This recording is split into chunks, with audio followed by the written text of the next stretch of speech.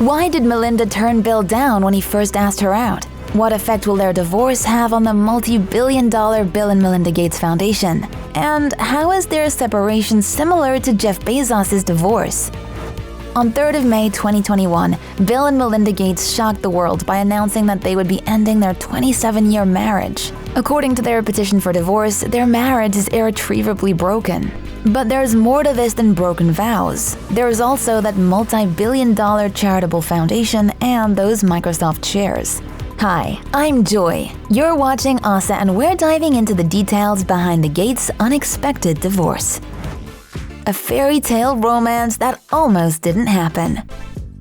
Despite the couple's immense wealth, their love story had humble beginnings. They met in 1987 when Melinda joined the Microsoft team as a product manager. And even though she knew she'd be meeting Bill and working with him regularly, she didn't expect to develop feelings for him. As Melinda explained in a 2019 interview, "I certainly had no idea that I would fall in love with Bill or that we would get married. In fact, the relationship was so unexpected that when Bill first asked her out, she said no."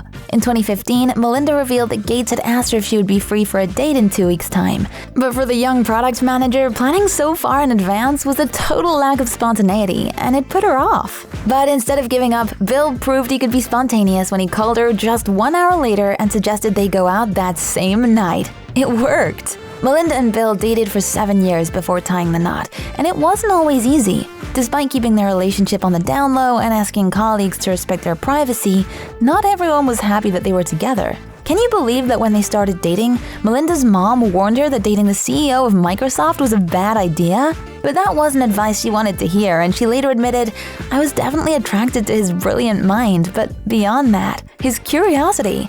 And he has a huge sense of fun. I love that wry side of him." Despite Bill making the first move in their relationship, he needed convincing about marriage, but not for the reason you may think. As head of Microsoft, Gates was extremely busy. He didn't think he'd manage running a massive corporation and being a committed husband. So, to help him decide, he drew up a list of pros and cons. And after a year of debating, Bill still wasn't sure he could do both. But he wasn't prepared to lose the love of his life, so he popped the question anyway.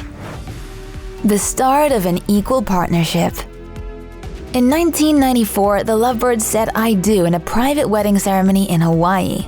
Okay, semi-private. To ensure that they weren't bugged by the media, the couple booked the entire hotel. They also reserved all the helicopters on the island just in case any photographers decided to try to fly over. And they've been just as private about their personal lives. Throughout their 27 years as a married couple, they did more than just take the corporate world by storm. They also started a family. Oddly, they applied their business model to this relationship too. As Bill once explained, "We are partners in both senses that people use the word these days, at home and at work." And he meant it.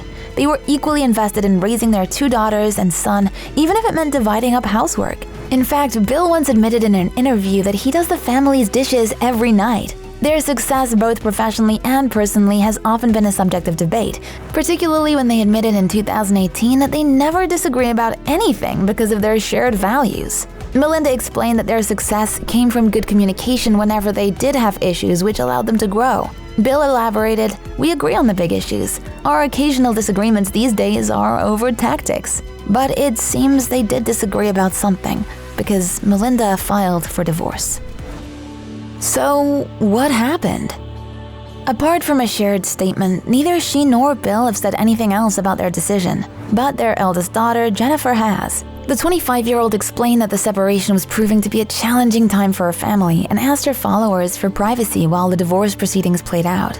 And those proceedings might actually be historical, because the couple never signed a prenup. Their assets will be divided according to a separation agreement. Guys, it's a lot of assets, but we'll get to that in a second. First, we do need to address a rumor about that other woman. In 1997, Time reported that Gates had an unusual relationship with his ex-girlfriend. Before he and Melinda met, Bill dated a software engineer called Ann Winblatt for 3 years.